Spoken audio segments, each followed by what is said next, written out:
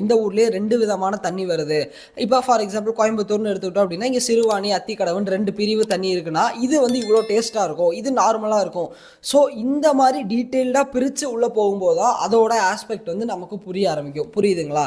So அந்த மாதிரி இன்னைக்கு வந்து நானு ரேண்டமா ஒரு 4லேருந்து ஒரு 5 இடங்கள்ல வந்து முக்கியமான இடங்கள்ல சந்திரன் வந்து பிளேஸ் ஆயிருந்தா, நமக்கு எந்த விதமான ஆன்மீக வளர்ச்சிகள் இருக்கும். இதுவரைக்கும் நீங்க வந்து சந்திரன் இங்க இருந்தா உங்க வாழ்க்கை இப்படி இருக்குன்னு கேள்விப்பட்டிருப்பீங்க. ஆனா இந்த இடங்கள்ல இருந்தா உங்களோட ஆன்மீக வாழ்க்கை எந்த மாதிரி இருக்கும், நீங்க எந்த விதமான ஆன்மீக பயணத்துக்குள்ள போனீங்கன்னா உங்களுக்கு யூஸ்ஃபுல்லா இருக்கும் அப்படிங்கிறத இந்த வீடியோவில் நம்ம வந்து கொஞ்சம் டீட்டெயில்டாக பார்ப்போம்.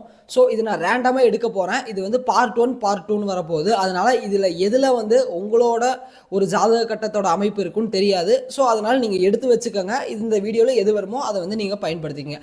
சரி, இப்போ வந்து நம்ம வந்து வீடியோக்குள்ளே போகலாம். இப்போது